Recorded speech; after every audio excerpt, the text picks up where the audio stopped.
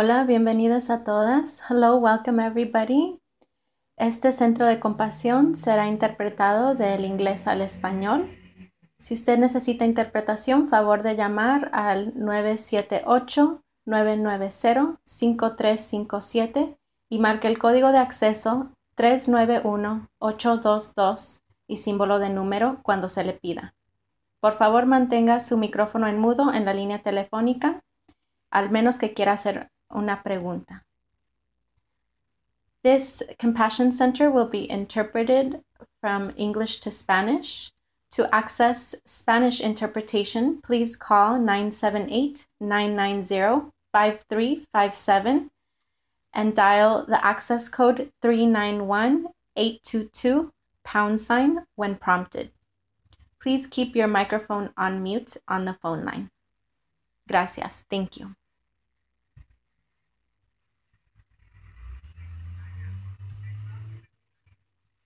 Gracias, Naira, y bienvenidos a todos. Es un placer tenerlos aquí y a nuestro invitado especial, René García Hernández.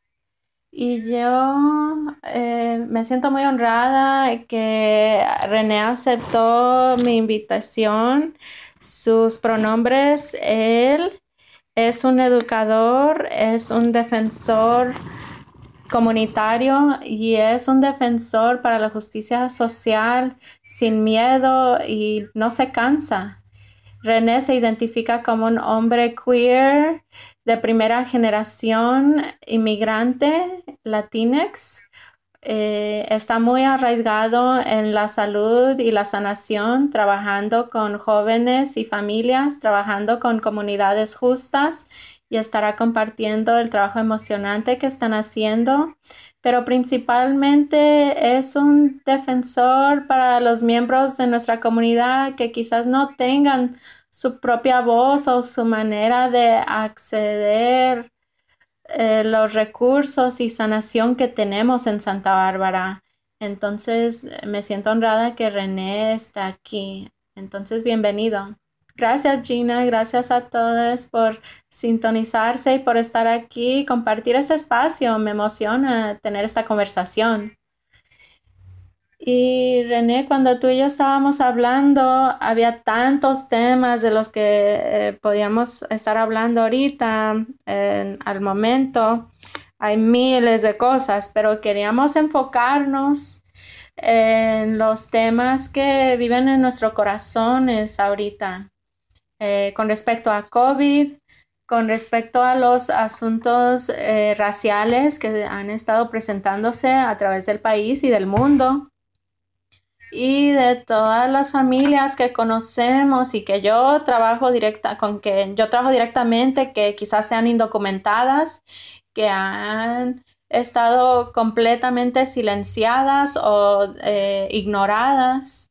Y pensamos que sería un tema muy importante del hablar de quienes no estamos hablando.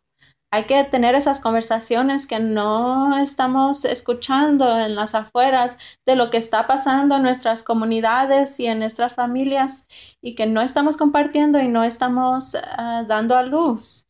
Por eso queríamos tener esta conversación, René y yo, para dar voz a lo que ha sido silenciado en nuestra comunidad. Entonces quería preguntarte, René, en tu trabajo con jóvenes y familias, que ya sé es muy extensivo. ¿Qué estás viendo que quizás no sepa la comunidad? ¿Cuáles son los problemas o situaciones que tú sientes que no se están abordando al momento? Sí, gracias. Sí, es una pregunta muy bella. Y pues antes que nada, antes de iniciar esta conversación, quiero que nuestra audiencia, pues darles una bienvenida, una invitación a ustedes a abrir su corazón, su mente para abordar esta conversación con nosotras. Me gustaría compartir un poco más de mí y honrar esas generaciones que vinieron antes de mí, en particular a mi madre. Entonces, un poco de mí, y esto es como yo, pues me he convertido en la persona que soy. Antes que nada, me gustaría declarar que yo no sería líder, que es quien soy, la persona quien soy, si no fuera por mi madre amorosa, valiente, que ha compartido su conocimiento, su valor y lo que significa tomar acción y encontrar mi voz para que no sea silenciada. Y ella me ha enseñado que yo importo y que las vidas negras importan. Y tengo a ella a quien agradecer por estar en este espacio aquí hoy.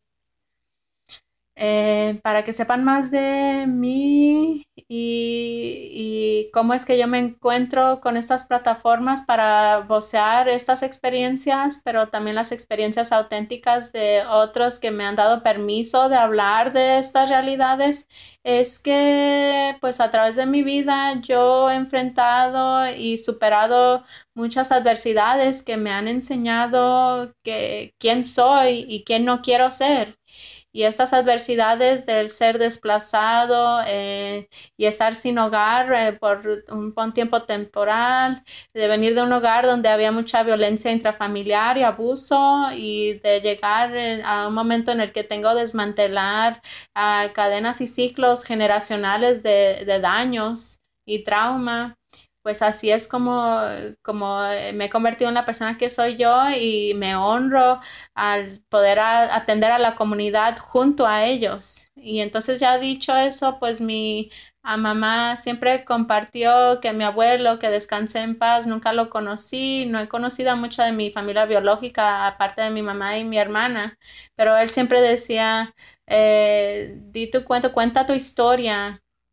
Y entonces él siempre nos dejó ese legado para así permitirnos identificarnos y relacionarnos de cierta manera, y de recordarme que en este trabajo tenemos muchas similitudes en común.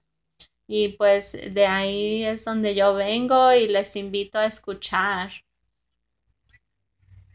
Pues solo quiero decir gracias porque somos una historia, nuestra vida es una historia y nuestras historias sanan. Y al contar nuestras historias podemos permitir que que se activen las historias de los demás, porque esa identificación nos da una guía, un mapa, porque al compartir tú eso, que es muy personal, eso indica si alguien se siente lo suficientemente seguro para compartir esa historia. Entonces agradezco que lo hayas compartido conmigo y con la red de respuesta de Santa Bárbara. Y entonces, trabajando como lo hago yo en la salud mental y prevención de suicidio, los estudios más muestran que la manera más efectiva de conectar con alguien que está en una crisis de salud mental o de suicidio es de darles una historia de resiliencia, más allá de cualquier otra intervención. Se ha comprobado. Entonces, lo que haces tú y lo que compartes y lo que dijo tu abuelo está absolutamente correcto. Cuenta tu historia porque tu historia va a ayudar a sanar. La gente cree a personas que han superado cosas, y la gente quiere saber la verdad. Entonces, al comenzar esa conversación a un nivel profundamente personal, eso permitirá a quienes escuchan a que bajen su guardia y hagan reflexión de sus historias. Sí, gracias, Gina. Y a eso me refiero cuando digo liderazgo auténtico. Siempre hemos escuchado del liderazgo en nuestra comunidad, y es importante ser auténticos y arraigarnos y de cuidar de nosotros mismos para poder seguir creando y desarrollando este cambio positivo que es tan necesario, especialmente en estos tiempos en los que vivimos. Entonces, ok, adelante con las preguntas. Ok, ¿qué es lo que estás viendo? ¿Qué es a qué eres testigo? ¿Qué es lo que no estamos afrontando y a quiénes no estamos escuchando? Absolutamente, pues sí, desafortunadamente voy a hablar con respecto a desigualdades que han existido antes de la pandemia, en particularmente con respecto a la salud mental para personas indocumentadas. Actualmente yo trabajo con Comunidades Justas, soy coordinador de programas y he tenido el honor de trabajar al lado de los jóvenes y de también retarme a mí misma. Yo siempre pensé que era un aliado de jóvenes, que estaba haciendo buen trabajo con jóvenes, pero a medio de esta experiencia he recibido esa bendición de hacerme responsable y entender esa opresión como adulto que yo creo ante a los jóvenes, como alguien que espera seguir siendo un innovador en muchas áreas multidisciplinarias en las que me involucro. A medio de este trabajo con jóvenes, he aprendido a examinar procesos de cómo sería trabajar al lado de los jóvenes en manera que no elevemos su voz, pero que auténticamente escuchemos lo que quieren y lo que necesitamos y cómo proveemos eso para ellos y confiar y no tener miedo al hacer trabajo a su lado. Y entonces, al lado de los jóvenes y todo el buen trabajo que han estado haciendo y al que me han permitido ser parte, y esto es también debido a la pandemia, pues se han presentado muchos asuntos de salud mental y a medio de estas historias que escucho y las realidades, en particular el estigma cultural de lo cual yo quiero hablar mucho hoy. Muchos jóvenes están hablando de esto, jóvenes negros y latinex, y diré que trabajo predominantemente con jóvenes latinex porque soy ese espejo y representación que necesitan y he guiado a jóvenes negros que han acudido conmigo y referido con personas con las que se puedan relacionar, porque así debe de ser. Y hay una alta demanda y necesidad porque no estamos hablando de la salud mental. También quería resaltar hoy lo que tiene que suceder al nivel sistemático con respecto a la educación. Tú y yo ambos fuimos parte de un panel, creo que la semana pasada, abogando por esto, de que necesitamos educación de salud mental en todos nuestros sistemas educacionales, de kinder al grado 12. Debemos permitir que la gente entienda que está bien no estar bien y abordar sus propias necesidades. Y sigo escuchando que hay esa necesidad y hay que nombrar que las que están proveyendo esos recursos necesitamos representación, necesitamos terapeutas negros, terapeutas latinx o de color con los cuales los jóvenes pueden acudir y recibir esos servicios. Y eso es lo que estoy escuchando de los jóvenes y de la gran necesidad que existe en nuestra comunidad. Eso sea solo el comienzo de esa conversación, como estamos hablando con otras personas. O sea, ¿cómo podemos colaborar como comunidad para reformular política y sistemas para que los jóvenes puedan tomar ese camino profesional y convertirse en esos terapeutas? Pero también, y así permitir que las personas entiendan cómo se sienten. Y ahora también hablo con respecto a la necesidad de información de salud mental en el ámbito de educación de edad temprana. Y esa es una gran necesidad. Lo he visto con muchas familias que he trabajado con niños en primera infancia, que es la diferencia en estar enojado o frustrado o deprimido o triste. Entonces hay una edad hay tanta oportunidad para poder colaborar y cómo podemos hacer esta educación y proveerla a una edad más temprana para así prevenir en vez de reaccionar. Y creo que ahí es donde estamos ahorita. Y entonces guardo esa curiosidad y hay que ponernos de pie y no tener miedo y hablar de esto y tener jóvenes involucrados en la toma de decisiones, declarando qué es lo que necesitan y lo que quieren y cómo qué visión tienen. Es un poco del trabajo que estoy haciendo con jóvenes y es un tema muy importante cada vez que yo hablo con ellos. Sí, cuando hablamos recientemente con los jóvenes en un panel, se nos consideró aliados de jóvenes. O sea, era muy claro para nosotros que ellos saben lo que necesitan, de veras saben. Y después de las protestas que sucedieron, ellos acudieron a la mesa directiva del distrito escolar con demandas y exigencias que así fueron abordadas y claramente articularon, como tú dijiste, lo que necesitamos en el sistema educacional con respecto a servicios de salud mental, con respecto a la justicia social y currículo educacional que sea inclusivo. Ellos saben, o sea, son nuestro futuro. Entonces lo que tiene que suceder es el escuchar y el honrar esas necesidades y que ellos nos pueden dictar lo que necesitan y que podemos crear programas para llenar esa necesidad.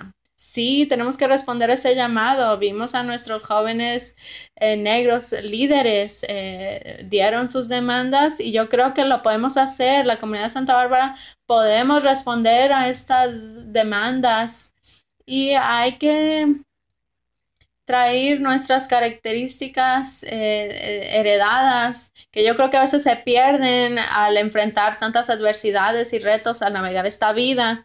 Pues hay que resintonizarnos a nuestra creatividad, a esas formas de ser como niños para crear los cambios que necesitamos. Entonces me alegra escuchar que eso está avanzando y ojalá que los que están escuchando, pues hay que explorar sin miedo cómo se pueden presentar esas características y lo que podemos lograr juntas. Y sí, definitivamente tenemos que escuchar y responder ese llamado. Sí, después de eso, invité a Shakir, que es uno de los jóvenes que organizó esas protestas, y él habló muy articuladamente de lo que sucedió. Y sí, voy a establecer una línea del Centro de Compasión de Facebook, que será solo jóvenes hablando unos al otros y con la comunidad para tener esa plataforma de diálogo con la comunidad en general. Y tú presentas un punto muy importante de la educación de salud mental para jóvenes y niños pequeños y el entender aprendizaje socioemocional, el cual muchas familias no tienen, no tienen esa educación o entendimiento de las diferencias entre emociones. Yo crecí en una familia estereotípica de que la mujer era de tal manera, el hombre de otra, y yo tuve que aprender sobre los sentimientos, o sea, ¿qué son los sentimientos? Entonces, lo más pronto que podemos educar a los niños y tener oportunidades para educar a padres sobre el desarrollo, las etapas de desarrollo naturales, aprender de emociones, yo creo que estás muy correcto. Empieza ahí. O sea, nosotros estamos lidiando con los sucesos del trauma, negligencia, abuso, y aún lo vivimos. Esta pandemia es tan real. Yo soy un gran defensor de la salud mental y también hasta los niveles universitarios también. Sí, es tu pasión, ¿verdad? Sí, y yo llegué a este lugar por mi estado migratorio, al no poder ser certificado como maestro, a pesar de tener DACA, que conlleva sus privilegios y puedo obtener un trabajo, ejercer un trabajo, pero es importante educarnos lo más pronto posible y así comenzar pues como el educador que soy, a pesar de que yo caí en este ámbito, porque yo fui ese estudiante que supuestamente era flojo, que no podía hacer muchas cosas o que no pudo terminar la prepa. todo estereotipo aplicaba a mí, pero en nuestro sistema educacional es importante abordar estos temas a temprana edad. Y es un llamado a todos en los Estados Unidos. Deberemos, estando financiando esta educación para edades más tempranas, no solo deberíamos poder hacer este trabajo educacional, pero también en el trabajo de justicia social, inclusión, diversidad y nombrarlo. Y debemos aprender del racismo y estereotipos a edades tempranas porque es cuando empezamos a consumir, recibir estos mensajes. Entonces hay que empezar temprano. Entonces, con respecto al trabajo de justicia social que hago, es otra petición que viene de la comunidad y necesidad. Yo escucho de las familias que ellos entienden o empiezan a explorar lo que está pasando, pero aún está esa necesidad de elevar y mejorar o aumentar y dar a luz a en lo que cree Tara Yoso, esa riqueza cultural, esos activos culturales y de vivir de ellos y de así poder ayudar a nuestras familias y comunidades y de encontrar las riquezas que existen dentro de ellos para que claramente puedan pedir lo que necesitan y quieren. Entonces, como profesionales en práctica, tenemos que enviar encuestas o hacer preguntas muy serias, pero deberíamos estar tomando reflexión de nosotros mismos para examinar esas prácticas y reevaluarlas para mejor trabajar con la comunidad.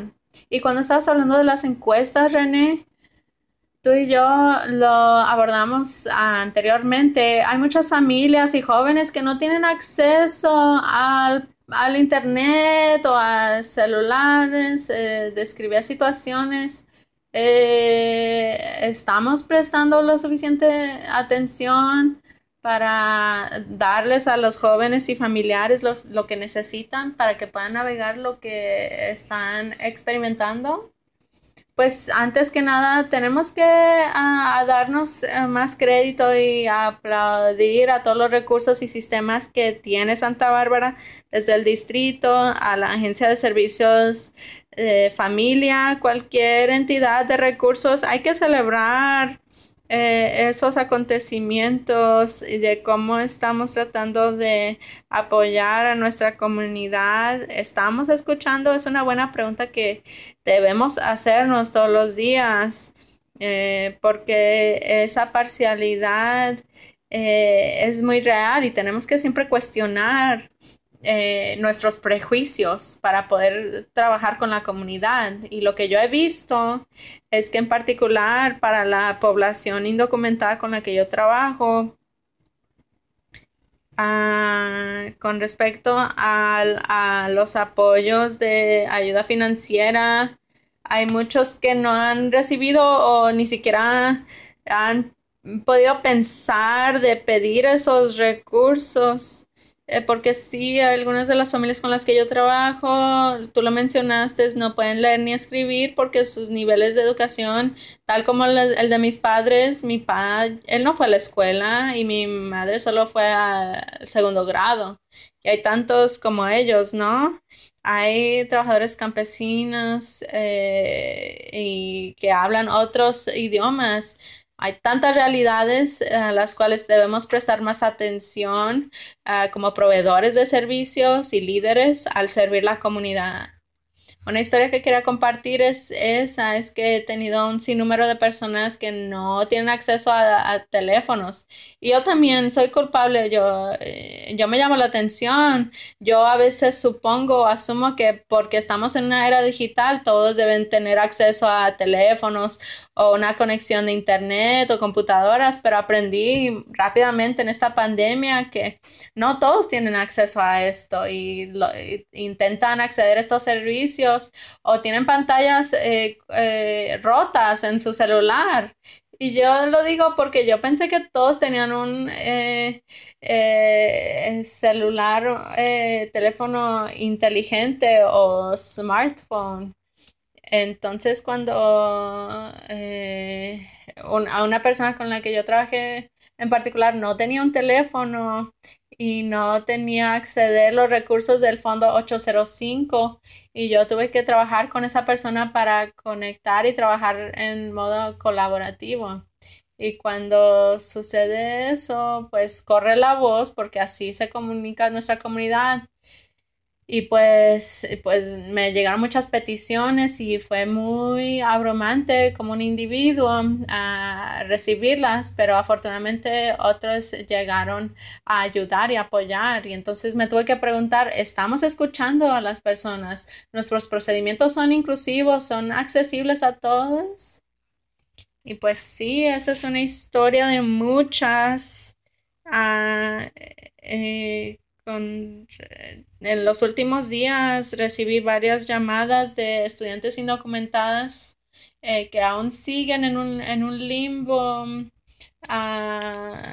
Porque pues como ustedes quizás sepan, estudiantes indocumentados no pueden solicitar DACA y hay todo un grupo de jóvenes que tienen esas creencias que sí pueden ir a la universidad, que sí pueden acceder a ciertas cosas y entonces tenemos que mejorar. Ese es mi llamado como el líder en el que me quiero convertir y pues sí, yo sé que querías que tocara ese tema, que un poco del trabajo que he estado haciendo es alrededor del abogar por la salud mental en nuestro sistema educacional. Y a medio de ese proyecto quería anunciar la plataforma Bienestar Latinx con objetivo de empoderar a nuestra comunidad Latinx para tomar control de su salud física y mental y es algo que yo he cofundado o coestablecido con Ali Cortés e Irene Kelly, que son mujeres increíbles y líderes, y yo me siento tan humilde, honrado trabajar a su lado y estoy involucrado en otros proyectos en la comunidad, mucha educación de asuntos de indocumentados y de aumentar enfoques de inclusión y diversidad y especialmente el tema de cómo crear espacios más inclusivos para jóvenes que no tienen DACA y que son indocumentados. Y también cómo capacitamos a las personas. He recibido llamadas de personas o alumnos del grado 12 que están ingresando a la universidad y que no saben del Acta del Sueño de California, que es un medio para solicitar ayuda financiera estatal. Entonces hay una falta de conocimiento que he visto y falta de conocimiento que he visto con respecto a los estudiantes indocumentados y me gustaría explorar y ver cómo podemos trabajar en comunidad para apoyar a estos estudiantes y clarificar no solo estudiantes indocumentados latinos o chicanos, también estudiantes indocumentados negros, que eso es muy crítico. ¿Cómo podemos mejor apoyarlos? Porque no bromeo. He recibido un sinnúmero de llamadas en los últimos días de cómo puedo trabajar yo como persona indocumentada, puedo ir a la universidad, puedo recibir ayuda financiera. Y para mí yo sé que tuve la fortuna de tener esos recursos cuando yo era joven porque existía la coalición AB 540 que fue un colaborativo de organizaciones y pues me encantaría explorar cómo comunidades justas y yo y otros en la comunidad podemos unirnos otra vez para compartir conocimiento de lo que significa ser indocumentado, tener DACA o ser X, ¿no? Compartir esa historia de ser indocumentados en nuestra comunidad y así poder ser aliados y apoyar a los jóvenes en nuestras comunidades. Esas son algunas de las cosas en las que estoy involucrado y por último, Comunidades Justas estará lanzando grupos de aprendizaje el 14 de septiembre. Ya lo hemos visto, vi que el Distrito Unificado de Los Ángeles está haciendo algo similar, también el Boys and Girls Club aquí está haciendo algo similar al modelo escolar. Y entonces estaremos tomando este esfuerzo comenzando el 14 de septiembre para establecer 5 ubicaciones en el que ayudaremos a las familias a medio de referencia, proveyendo un espacio seguro, siguiendo los reglamentos del CDC, lidiado por Daisy Estrada, Melinda Hodge, trabajando con ellas también para proveer este espacio gratuito para algunas familias.